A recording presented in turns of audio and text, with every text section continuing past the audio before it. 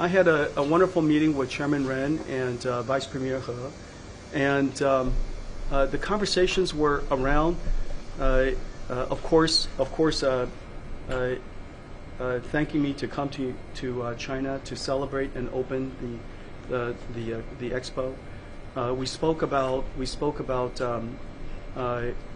China welcoming foreign companies to invest here and build businesses here, and that China is open and stable. And those who are open and stable were probably the most important messages that I received. And they want to know that Nvidia continues to invest here, that we are still doing our best to serve the market here, and we are. And so we spoke about many good things about Nvidia's doing business here. I'd like to ask you about HBM supply chain. So far, SK Hynix has been the largest supplier, but for the next generation product, for example, HBM4, is there a possibility that the supplier will be more diversified, such as Samsung or Micron? Also, if there are any technical issues in the ongoing HBM4 qualification testing? You know, every question I get from Korea is trying to make me choose between SK Hynix and Micron and Samsung. And, you know, they're all great partners of mine. There are three excellent memories we use. We use HBM memory, we use GDDR memory, and we use LPDDR memory. These three memories, the memories NVIDIA use, are the most advanced in the world. And we have three great partners that work with us in this area. You know, NVIDIA has grown tremendously in the last 2-3 years. And AI is just at the beginning of our journey. AI is going to be a fundamental infrastructure for every country and every industry. And we have just started, as you know. We are only 2 years into the building of the AI infrastructure. So the amount, and these infrastructure is really an AI factory. You apply electricity, and then tokens come out, smart tokens, right? Smart AI comes out. And so inside this factory is very unique. It has computers and memory. And so I think that the future opportunity for these three companies, for SK Hynix and Samsung and Micron, is very, very good. And we work with all three of them, okay? Do you think computing power is overrated? Without or lack of it, the company could not develop AI? And I believe you have heard what chose computing power and that.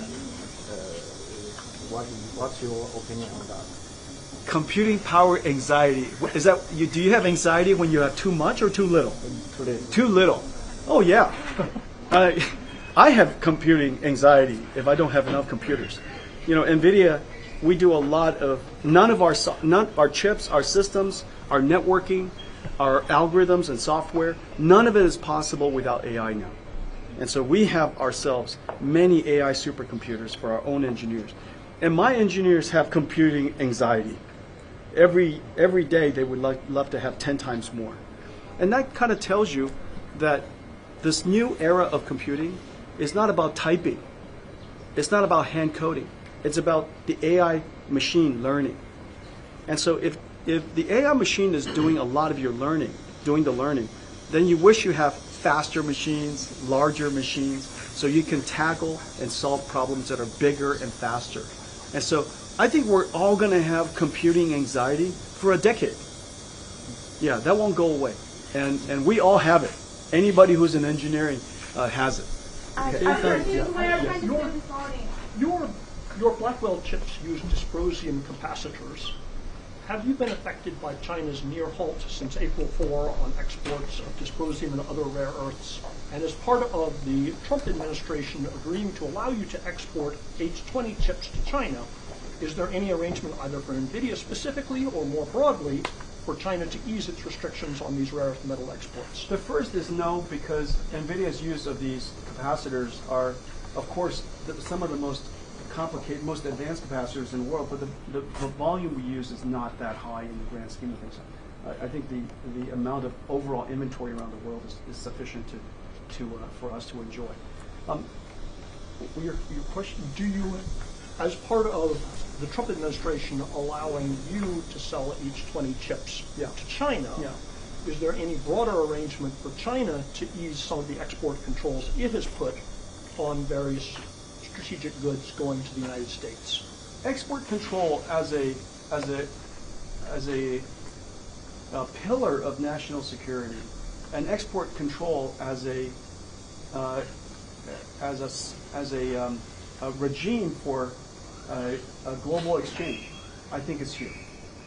And I think I have no privileged information about the negotiations between the two countries, but what I read, as well as what other people have read, is that we were part of the exchange for the Nvidia chips. H20 was part of the exchange for rare earth and other things. And so I don't know any more detail than that, but that's what I read. But I think in the long term it does suggest that every country has its deep expertise and areas where it is extraordinary, and those things, those extraordinary capabilities, of course, advances the economic prosperity and the economic security, which is foundational to national security of each one of those countries, each one of the countries.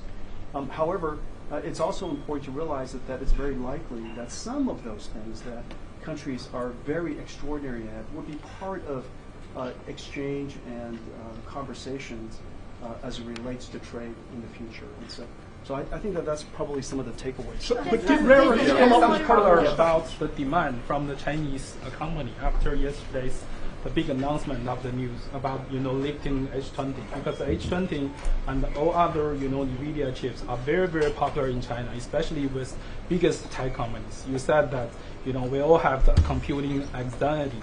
So can you give some color about the demand after the yesterday's announcement? After yesterday's announcement, I've spent all of my time with all of you. And so I've not met any of my customers yet. And so we should give them a chance to decide what they would like to purchase. And I'm looking forward to fulfill their requirements as fast as possible.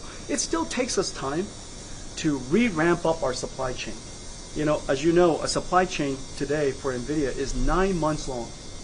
From the moment that I place a PO and start wafers all the way to a AI supercomputer ship is 9 months long. And so I'm going to work very hard to accelerate the recovery of hoppers and but anyhow, I think we're going to have to work very hard in the coming months. You're very optimistic about the humanoid robots. Yeah. How do you see the humanoid robots industry in China, and how will Nvidia deepen with these corporations? Several things. One, the world has a deep shortage of labor. People think that right now, well, they don't think. Right now, unemployment is quite low around the world, and there's a deep shortage of labor.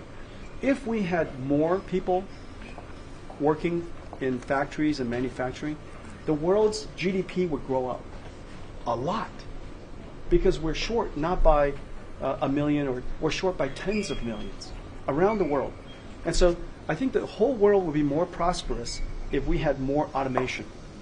The second is the timing of humanoid robots and AI is happening right now, which is very exciting. We can see the technology happening. And then the third part of your question is, what about China? China is in a very special place because you have three things.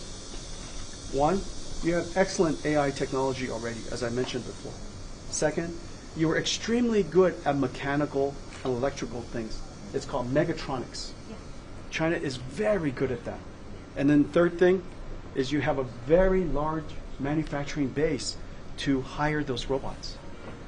And so these three conditions are very unique in China. So I'm very optimistic for robotics development here in China. Yeah, how about cooperation with companies like Unitree? We try to serve companies all over China that we are allowed to. Any company, any company that we're allowed to serve, we try to do the best we can. And there are many smart young companies as well as the established companies. Even, I wouldn't be surprised if Xiaomi has an amazing robot in the future, or BYD has an amazing robot in the future. So there's a lot of development here. Do you have any Do you have any Just saying. expansion plan?